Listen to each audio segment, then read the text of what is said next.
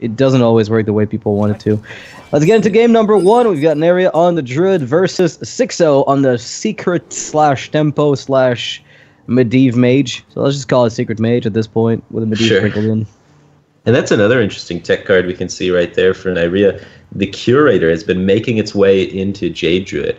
And in HCT, Neirea was using the Curator just to fish for the Primordial Drake and a Hungry Crab, so that he could have that Hungry Crab action against Paladin. But just card draw being so powerful in Jade Druid. Yeah, I mean, you're always fetching Primordial Drake with the Dragon, and that's one of your best tools against aggro. Since you're ramping up anyway, right? You can get it extremely early. And if you're able to get that Drake consistently on 8, then... or even on 6 sometimes, so it's pretty sick. Yeah, in some matchups, the Drake is just too key not to have. You know, just able to shut down so much aggro. He does have the Kodo in this variation of Jade Druid, so that's the beast he's going to be fishing off Curator. Yeah, not anymore, though. Unless he's running a 2-up. Very little Curator value at the moment, that's for sure. Yeah, Xixo on the on the Secret Mage plan with no secrets. Feels about right. Yeah, coin the Arcane Intellect out. Hoping to try and draw one of these secrets to play with the Kirintor Mage. He has 4 cards that rely on a secret and 0 secrets in hand, and then 2 burn cards. So not a whole lot of pressure coming out of him.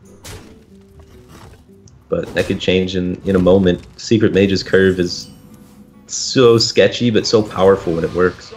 I mean, talking about, sketchy when it works, when you have a handful of like this, you're expecting to have some options. I wonder if Xixo's running 4, 5, or 6 secrets. I'd imagine he's probably on the 4 or 5 side. Probably even 4, given the extra top end with Medivh. Wow, another card that works with secrets. That's a card that you see a lot of Secret Mages not even playing, so it's interesting that he includes that. I guess it fits with the board-centric theme that he's going for, with the Medivh trying to control the board. But since he's not relying on burn necessarily, and he does have this board control approach, then if he's able to transfer this burn into just good control tools, he could still set up a really big swing turn in the future. So he's not really out of it. That's kind of the flexibility of, not going too aggressive with your deck and going more board control-y. You can always control the board, but sometimes if you're trying to go pure burn, that window of opportunity to burn can be kind of eliminated. Yeah, I mean, against Jade Druid, burn's a lot less consistent than you'd like it to be. On the flip side, as soon as he picks up a secret, this hand's just going to blow up. And that's... Oh, wow. Well done. Yeah. Both Drakes are drawing those. That Curator's going to draw 0 cards. Just a bummer. 7 mana, 4/6 taunt. Not ideal. There's that Medivh you're talking about, though. Wow, 6 mana, 5/5. Let's go. This is exactly what this deck does not want to do. Right. I'm interested that he goes for that. I would have thought maybe he tries to Fireball, preserve the minions to try and set up for a big tempo turn. I'm not really a fan of just discarding your huge tempo, potentially. I mean, is there something you use a Fireball for? It would be Jade Behemoth to guarantee that you go forward with the minions you have. Right, right. Is there something else, like Fireball, Medivh's Valet, in conjunction with one another, deal 9? I don't think that changes anything to the distribution of damage, right? I think he just was he feels like he's so far behind that he needed to get that value trade to connect on the Kodo. So he's like, all right, I'm going to play a 5/5 into the 3/5. You're not going to have an answer. I'm going to get a free trade, and that'll help me pull ahead. So he's kind of just taking a risk with it, I think. Yeah, it seems about right. I mean, if you're forcing the opponent to have the Drake for the trade, then that's potentially a game-winning situation. And if you're looking at this, though, Xixo's got a way to clear up the Drake, but I was going to say, you don't want to let that Fangel hit a Nourish, for instance. Oh, yeah, you have to, though. If you don't play Medivh here, you're going to lose the game. There's no way you ever catch up. He's so far behind, so he's going to take the gamble here, hope that there's no Nourish from Neirea's side, set up this Medivh so he can make the tempo swing with Firelands Portal, and he's going to get utterly punished. As the Nourish is drawn off the top for Neirea here, and that is... The last card Xixo wanted to see, but he's still in a good spot. I mean, he's got the Firelands Portal. I mean, I say good spot. Take it with a grain of salt. He's screwed, man. He's done. He's done. I don't know. This spot is bad. You can't get much worse than this. But, I mean, he's getting a 7-drop and a 5-drop. Those could high roll so hard. I mean, he's got a 7/7 still on the board, too. Is it better than playing Aya? Yeah, probably. Right? Really? Okay. If you pop, because you kill the 5/5, you get yourself 5-drop, a 7-drop, you get a value trade with Medivh. The Medivh's Valet kills a 2/3. I think you're good to go afterwards. I mean, he's gonna need another Firelands Portal though. One's not enough. You're gonna need two for sure. Yeah, he's gonna need at least another one for sure. Right. But it's doable. It's doable. In a world where there's no chance. double feral rage swipe, you're not dead. Trying to be optimistic here. Neirea's debating whether or not he even wants to kill the Medivh. He's got enough face pressure that he can kind of threaten Xixo. There's no freezes in the deck. The deck relies a lot on minions and single target removal, so no freeze to slow him down. He says, you know what, I'm going to try and pop your block. Just limit the amount of time you have to get value out of this Atiesh rather than just taking all the trades. Yeah, now the awkward thing is, Xixo's block is about to get popped. As he's looking at this like, okay, I want to Fireland Spoil the 5/5, and I can kill the 3/5 Fandral so he doesn't get extra value. The issue is that puts him exactly on block pop, which is absolutely horrendous. Yeah, hey, that's a Karazhan party. To maybe just go all face there. You look at his hand, he has 15 damage, and just double Fireball the face, Medivh Veil the face, fire up with Firelands Portal the next turn. It's not quite enough to make it though, so that's why he chooses to go for the board control. Anaconda not gonna pull anything. If you're killing the 4/4 with your Medivh, then you're not getting your block popped. Guaranteed. It's not guaranteed to be popped. However, if you kill Fandral, then that block is getting popped by any forest damage source. We're talking Fel Rage. Oh, that's a weird. He's going to take the gamble at trying to kill his opponent. Because if Neirea does want to pop the block, he has to use a lot of the minions that he has on board to go face. Which means they're not taking defensive trades against the board from Xixo. Which means he's thinking maybe enough can stick around where I can launch some fireballs and kill him. That's particularly optimistic, but he's got 14 out of hand, right? Because he can swing with the weapon. With the weapon and the ping, so. So he needs 3 of these minions to stay around. That's ambitious, but at least your block stays around, so you can pick up the other Firelands Portal, right? Right. So he's thinking, if my opponent has to clear, then my block's going to stick and I'll be able to make it. Yeah. And that's the optimism you need when you're this far behind. Yeah. It's... At least Neirea does not have a full board clear that's super efficient. The issue is that Taunt is now stopping all the damage in the world. Right. Even if your minions were to stick around, he'd still be behind. But Xixo, if he picks up a glyph that gives him some kind of board clear, maybe. Like, there's always the meme outs of glyph into tome into chain everything forever, but... Oh! There's a good one. That's gotta be one of the good ones for sure. There's not too many good targets for it. I guess you could leave the Fandral up again and still try and fight for board. The Jade ping is it though, right? High. If you double Fireball, if you Fireball ping, you get a 3/1 and you get a 4-drop to contest or at least weaken the Drake, and that lets you set up a 5 damage ping with Firelands Portal next turn with your Ethereal Arcanist to kill that Drake. So your block is safe, and you've got a board that's much stronger than that one Drake alone, given the hand that you have. And that's a dead draw for Neirea. He's about to draw 100 more cards though.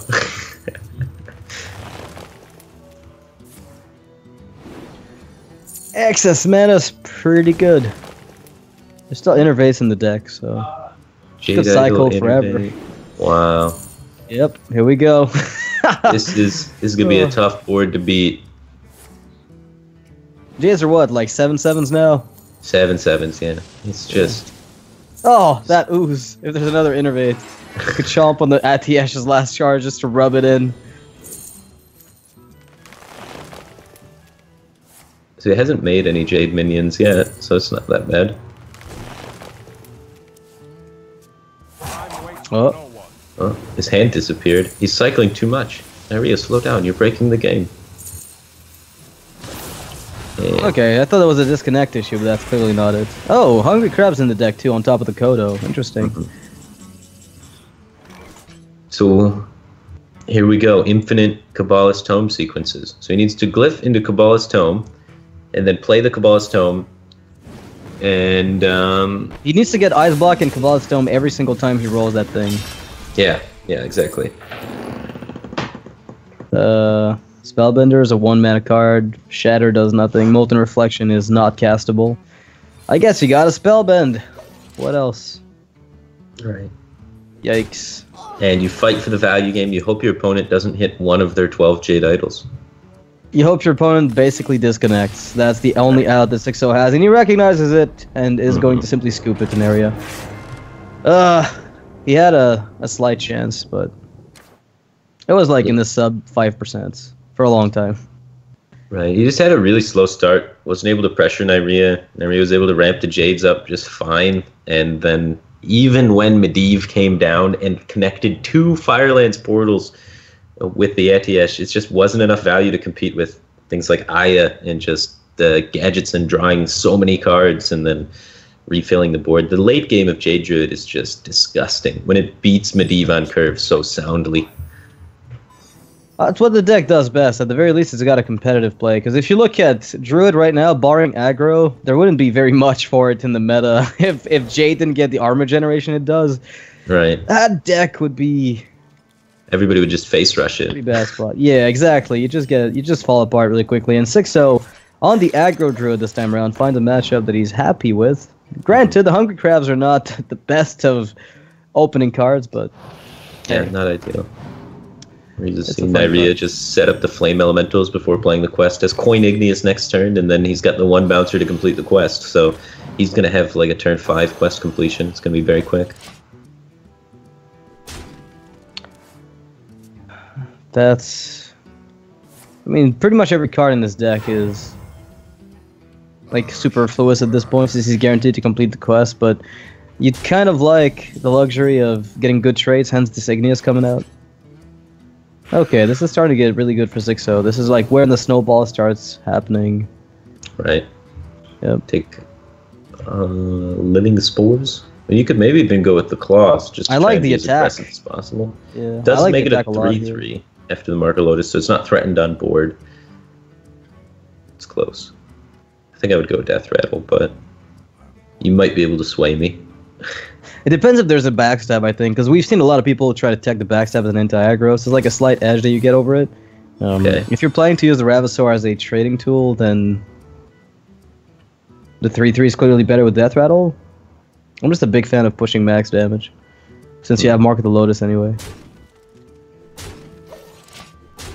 Yeah, doesn't seem bad. You'd have to sacrifice 2 damage, though, killing the 1/2 to protect your 6/3.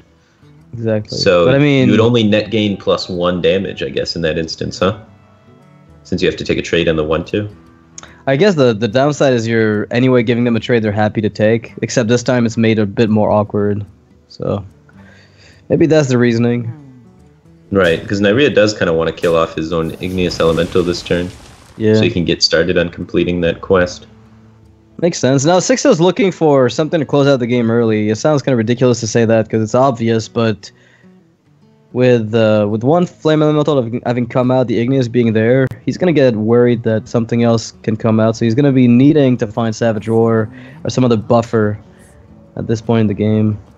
So, because Neirea did not sacrifice the Igneous this turn, he can't complete the quest on 5. He has to wait until 6 because he's not going to have the mana. He would have to play 2 Flame Elementals this turn, so that next turn he could go Flame Elemental, Ferryman, Flame Elemental, and then be able to quest on 5. So now he has to wait until 6 to complete the quest since he didn't sacrifice it off. He wanted to get the value trade. It's slowing his quest progression. And Hungry Crab landed. Yeah, I mean, that's one of the worst case scenarios. I mean, this is one of the matchups where the Hungry Crab isn't always live because the Rogue doesn't always end up playing the Balefin Tidehunter at a spot where Hungry Crab's available. But we saw Xixo earlier in the game. You know, he played Firefly, then chose to play Flame Elemental, conserve the second Hungry Crab in case Balefin came down at some point. That's pretty much what happened. And now suddenly Xixo's just in the commanding position. Very little that Neirea can do to stop the aggression with the quest so far behind. No bouncers really for the freezes. There's only the 1. That's kind of slow. Xixo didn't even have a very stellar hand for this deck. You know, this deck can do way more work, but it's just so favored against the Quest Rogue that it doesn't really need to. Just having a mediocre hand, you can see how much pressure it puts out and just really shuts down Quest Rogue almost every time. And it looks like Neirea is still going to try to get himself the quest completion, you know, a few turns late. On the flip side, if he picks up a prep off the draw, right, he can always complete it next turn, so... Yeah. While it's bad, it's still completable. Yeah, you can play 3 Flame Elementals and then use Prep to discount the quest to 2 mana, completing it. So it's maybe salvageable from this position. But Xixo can just take value trades if he wants to. You know, hero power is available. He can use the concrete crab to kill the 2/3 to make sure no 5/5s come out. Because worst case scenario would be triple flame melee, which you know into prep quest, and then you'd have a full board against nothing, and then you can probably close out the game with just. Even at some point, your hero power kills that rogue is basically what can happen if the game goes too long. Yeah, so just protect one of your minions by using your hero power and then jam everything face. Because even if your opponent does turn one minion into a 5/5, you know they're playing 3 flame elementals to complete the quest, which means they're going to have 0 mana to do anything else. So they'll kill one of your minions and then you'll kill them. Because you'll still have 10 damage on board. There's no prep vanish available because none of the pieces are in hand. So even if you draw into a prep or a vanish, you're still out of luck. Mimic Pod into Glacial Shard. You freeze 2 guys, kill one of them. Mimic Pod into Mimic Pod. Doesn't get worse. Yeah. That's just how that matchup goes. It's pretty unwinnable from the Quest Rogue side. You need like a dream start with like 2 Shadow Steps to be able to make that one work. So a bit unfortunate for Neirea there to get that matchup, but the Druid from Xixo is most likely going to find a win in the lineup anyway. Yep, and the thing is that the Rogue, I think on, you know, Xixo leaving up the Rogue it's probably a matchup that he's looking for, given what he's built. Right. So it's one of those cases where, while it's surprising that he, you know, leaves the Rogue up in some cases, his lineup just is so good against it. Rogue just gets farmed by aggressive damage. The Rogue Xixo, struggles, though, with a bit of a slower deck, though. Yeah, it struggles against 2 of Xixo's decks, but it does very well against this Paladin. The Paladin does not have the most offensive pressure in the world. He keeps the Wild Pyromancer. It's a 2-mana 3/2 against a Quest Rogue. Sure. And I need to kill it fast, so count me in. This is probably what he's thinking at this point. Yeah. This game, gotta go fast. Gotta go fast. And Neirea has a pretty decent Quest Rogue hand. The deck hand can pull patches, which is oftentimes considered bad in the Quest Rogue deck because you want to do it post-quest, but against aggressive decks, it's able to get a lot of clear potential. And the Igneous Elemental is one of the better ways to complete the quest, as you get a 2/3 body to help you trade instead of removing things from the board yourself by shadow stepping them or whatnot. So this is an interesting spot because we saw Neirea attack here. So he's setting up 2 things. Either you get to hit with a dagger again to clear, or you're able to, if Rockpool Hunter comes out, waste one of your South Seas on it, or simply play the Igneous to get a trade up. You're basically banking on 6 and not having the God draw with the Rockpool into War Leader or something. That would be the nightmare. Everything else kind of goes, and this is what Neirea is setting up for. Yeah, makes sense. Wild Pyromancer coming down is that 3/2, looking to try and put the pressure on. That Bloodfen Raptor with a downside. Whoa. Now, how defensive do you think Neirea should be here? Do you think he's safe enough where he can just drop the Igneous, or should he react to this board aggressively with the deckhand? I would be tempted to just play Igneous and face tank the 2/1 here, because this is the biggest problem with the minion. I would be scared if they were Rockpool Hunter instead of this Wild Pyro. Then maybe I get a little bit, you know, spooked and I drop the South Sea. When I see the Wild Pyro being the 2-drop, the fact that War Leader's value is negated is probably okay. I don't know. Oh, he's gonna opt for the board clear play. And he draws last to make sure that Patches is out of his deck. He doesn't want to Mimic Pod into Patches, as that's one of the worst cards to hit. But yeah, he feels like the Igneous is too slow and just wants to react to the board immediately, lowering the amount of face damage he's taking. And it might be because he's got a second deckhand in hand and he wants to save this dagger charge. I mean, deckhand could be his enabler of this game, right? We've seen one played. He could use the other one as a bouncer repeatedly. That's happened before, so sure. Doesn't really find like a shadow step with that Mimic Pod, or doesn't find like a bouncer, but you know, this is a fine outcome. But Xixo flies the Megasaur for turn 4. Suddenly, the pressure that he can put together is really high here after dealing with the first Tidecaller. Neirea is still facing down a second one. It's gonna be a little bit difficult for him. He's gonna respect it. Yeah, he is respecting all the Murlocs, just making sure to take as defensive as lines as possible. He's taking a very slow approach to getting the quest done, but he's saving a lot of life in the process, which definitely helps extend into the late game, especially with Vanish in your hand. If you're able to just stabilize at a decent life total, you can really swing tempo by just vanishing your opponent's minions. Paladin cards are big and clunky. Yeah, and the Zandal Megasaur here played for tempo, so there was the obvious approach of, hey, I play Hydrologist, I Hero Power, set up a big board of Murlocs, but that's not really where you want to be oriented, because Hydrologist can be played on 5 with the extra secret with their Hero Power, which makes it a little bit better in that turn. And since there's no Eviscerate in the deck, you can assume that 5-4 connects or draws a backstab, so all is fine, even at this point in the game. Yeah, that's a good top deck to make sure that Neirea's not taking additional damage, clearing off these minions here. So he's on the quest at 2 with deckhands and 2 with novice engineers. Both deckhands are gone, however, and there's 1 novice engineer still in the deck. He could try and pick up this novice engineer, but it's probably a little bit slower than extending flame elementals onto the board.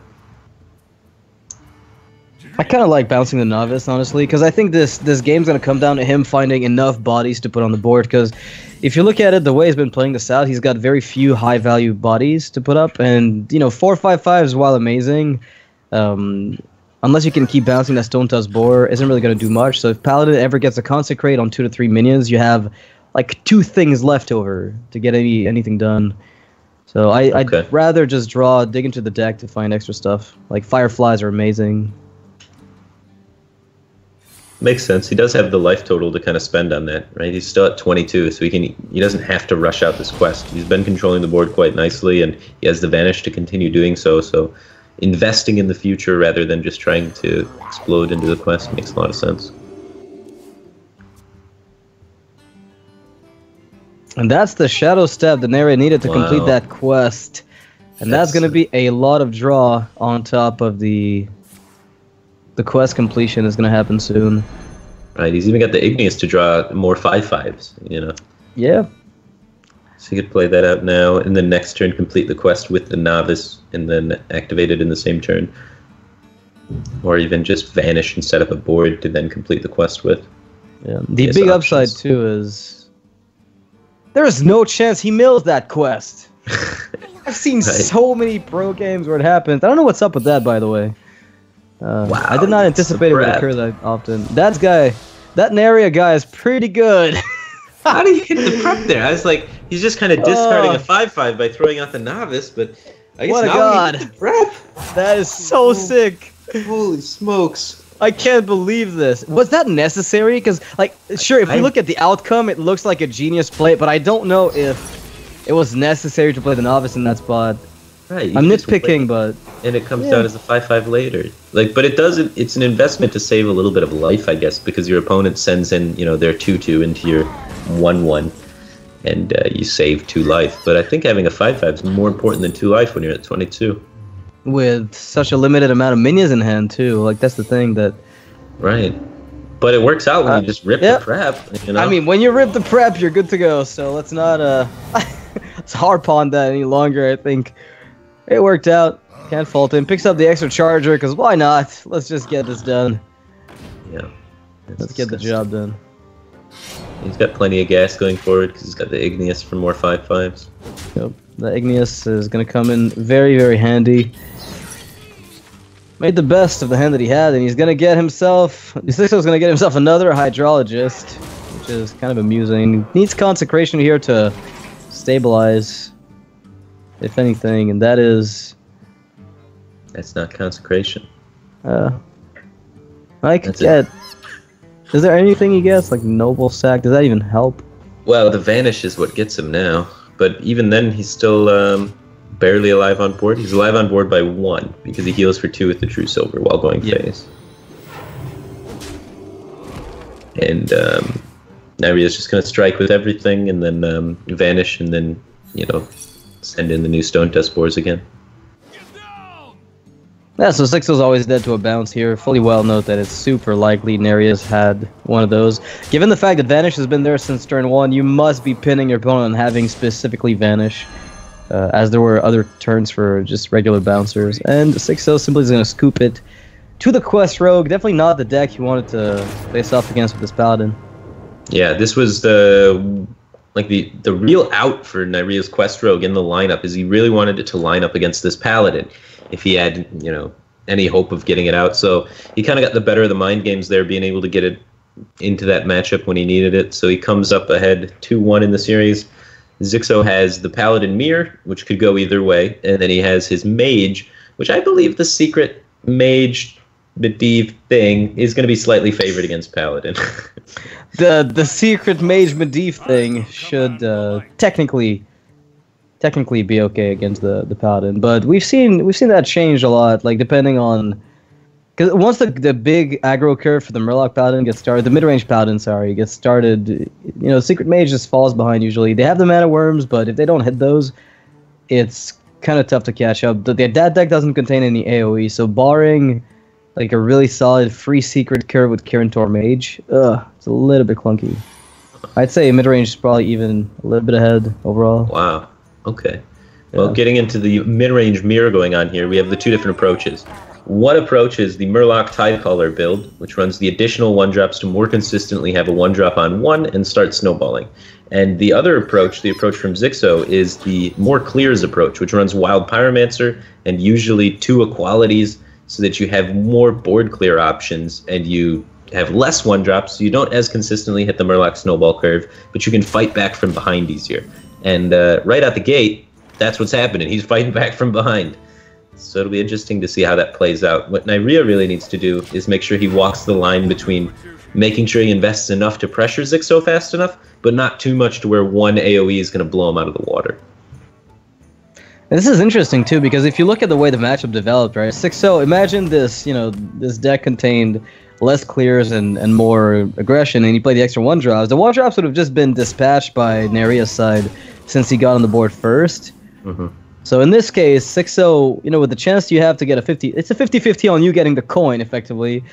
And there are probably some spots where it's just preferable to be the defensive player. Mm-hmm. Kind of interesting thought. Neirea forgoes playing the hero power last turn to then play the secret so that he can play around Consecrate even more. He's just trying to play around those clears, trying to make his board able to be as resilient as possible. Now Xixo can play the Kodo here. It's a little bit of a slow play given what's on the board, but it's the best you're going to get until you pick up Finja. Never mind. With a War Leader in hand too, Finja is so powerful. That's crazy. Yeah. Well, with the Gentle Megasaur on the other side, maybe it's not as good anymore. There's Divine Shield. There's Poisonous. It can be really good. Okay. Fair enough, You've seen the coin used, so you know a quality Consecrate can come out. So you maybe take health, but if you want to set up for the future potential equality plays, Living Spores would obviously be the best. So he wants to just keep his board as resilient as possible. He's saying, I'm ahead, let's just take it as safe as we possibly can, and just keep making our board even stickier, and just get in chip damage, and just wear Xixo down over time. And Xixo here has a chance if he wants to either, he can check for Noble Sack and check for Redemption, get away Kodo. Either way, he's going to get the value he wants out of the Finja. So no matter what the secret is, he's going to at least get something. The issue is if those Murlocs stick around and Neirea's holding something big, it can get a little tricky at times. So there's an argument in favor of just clearing up the most Murlocs possible. But when you've got Equality Consec, you're probably forced to wait to use any of these pieces. It looks like he's leaning towards the War Leader. He wants to just not take 5. He's feeling the threat on his life total a little bit, as a second Megasaur or a War Leader coming down for Neirea could just result in him dying. So he wants to remove the 5 power instead of taking the higher value play of utilizing the Gentle Megasaur. And he was really hoping it wasn't Redemption or Getaway Kodo there, because both of those secrets going to punish him. So I don't know how much I like that attack. I feel like the War Leader attacking into Megasaur was a little bit. I mean, I would have preferred a slower play where you just went for the. If you're gonna take that route, you can play as like a slower play that's not playing the War Leader. Right. The issue is you then need to counter swing. You get punished by half the secrets with that. Right. So it's like maybe just invest in the Megasaur and then you hold the War Leader so you can buff your Murlocs that live after the fact. Since either way, you're most likely getting punished. Or at least the downside of getting punished is so huge that you can't catch up easily afterwards. Mm-hmm. I think he's banking on the Equality Consec really to catch up, but the plants that are going to come out are still going to represent some chip damage. He's got the wild pyros to help equalize that afterwards. So Right. There's not gonna be too many plants. He gets to pop most of them. yeah, good enough. And he took Noble Sacrifice, which is not a good secret for this situation. Like, Redemption would have been much more powerful on this board to help it stick. Because you know Xixo needs to use some sort of clear. So I really hate this secret selection from Neirea. I think it's like the least useful secret in this situation. I wonder how much merit there was just pushing face a little bit. Pyromancer Consecrate clears the whole board. That Consecration is nuts! Yeah. Oh my god! You were talking about this earlier, and it's happening. Welcome to the Wild Pyro meta, where you no longer want the equality with it in certain matchups, especially the mid-range ones. You're really looking for that consec value, and this is pretty much the nuts for Xixo. Yeah, he has the Light Lord to try and stabilize after the fact, but going on 7 mana next turn, he's going to still need another clear because Neirea's gas is not slowing down at all. The Curator just allows him to continue pushing threats out onto the board, and oh, that's a pretty good card. So you've already checked for what? Getaway Kodo, and you checked for Repentance, Getaway Kodo, and Redemption.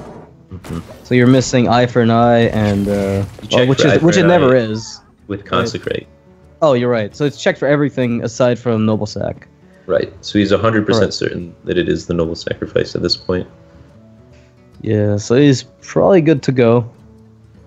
And in Neirea's shoes, he's already beaten 1 AoE clear, land 2 equality activators in the process.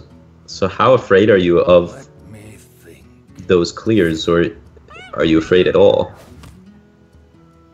I don't think you are, because that deck, I mean, he knows that the deck runs double Pyro, but I don't think he can afford playing around the second clear, given the hand that you've seen. He's going to play around Gentle Megasaur. Plays around Equality as well. You know, Equality Pyro, if that were the case, with the War Leader buffing up those Murlocs with the Aura. So, playing around a lot of stuff at once. And that's fine for now. I guess he's not too afraid of Spike Ridge Steed because he does have the answer in the form of the Aldor, which can allow his minions just all to trade on board and cleanly take care of it. And he's got the Noble Sacrifice, which shuts it down. So, Noble Sacrifice ended up working out for the 3 turns down the line. They Spike Ridge Line of Steed play that was so sick, you just couldn't have predicted it. Yeah. It worked. I don't know if that's what he had in mind, but if he did, he's a genius. This is going to be pretty good.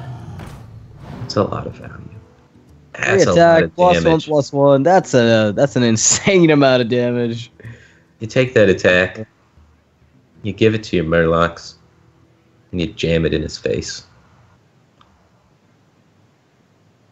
Right? Probably. I mean, about the +1/+1. Maybe gets his minions out of some sort of things like the 5/9 is kind of a problem because you have to like go through it with everything. But you're pushing so much damage this turn. It's like whatever. Yeah, Eldor it. It's just you just go through everything anyway. So I think I like pushing face with the most damage. I don't know what consideration there was. The trades are a little inefficient. You lose 2 damage. Is it the end of the world though? Oh no, 2 damage. Oh no, I don't get to push. You know, the full 12 instead of 10 when the guy's at 15. I don't know. I'm pretty happy about this outcome for Neirea overall. Now, Xixo not picking up anything he's looking for here. He was definitely looking for the second Pyro, or just a Consecration. That would have just cleaned up the entire board. That would have been nuts. Yeah. That's the problem with reactionary tools, though. Like we saw in the early game, Neirea just played around the clears very efficiently and played around the turn 4 Consecrate, took Death Rattle with the Gentle Megasaur to play around board clears later on, and Xixo even had the recovery mechanism, but it just wasn't enough.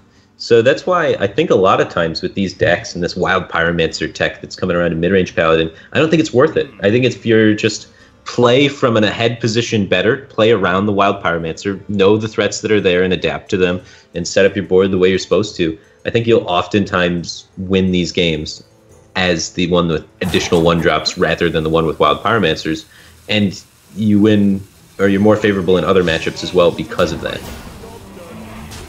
So. Alright, so Xixo doing the math here, and probably going to realize that it doesn't matter. This Sunkeeper was a valiant attempt at stopping what was coming in, but with the War Lady on the other side of the board, Those Murlocs are huge, and there was no way to stop this, and Neirea takes it 3-1. So I think the fact that the Quest Rogue lined up against the Paladin gave Neirea the out he needed to close out the series. For sure. And play of the game, Novice Engineer into Prep. Play of the series was Novice Engineer into Prep. If I had to summarize this entire series, it came down to that. Well, not completely, but Well, it was also just the different tech choices in the Paladins there, because a Paladin Mirror was one of the the games to close out the thing. So it's what cards do you put in your deck? Why do you put them in the deck? What's better? Is the 1-drop package better? Is the Wild Pyromancer package better? We saw one game of it, so a little bit of sample size issues. But that's definitely, if you're thinking about bringing Paladin to a tournament, which you should be because it's good. You're gonna want to analyze the games, looking at what tech cards are people using, why are they using them, and what's better. Is the Wild Pyromancer better? Is more 1-drops better? What's your play style with that? Which play style is better? Is play style a thing? So is play style a thing, or is it just math? That's the question. Right. It's all. There's so many little dividing things in there that are interesting to talk about with related to Hearthstone, I think. Yeah. So the play styles exist, but the question is whether they should or shouldn't. Right. Ideally, right. I think they should. And that being said, guys, we could all be robots like Neirea and Colento, but some of us have emotions. I don't know. Sure. I'm going to play safer after I've lost devastatingly to something. So we're going to be taking a short break before we come back with the next match of the day. We've got RDU versus Super JJ coming up, and then we'll see Shinodachi once again later in the day. We've only got 5 matches, so we'll be right back for the third one of the day. Don't go anywhere, guys. We'll take a short break.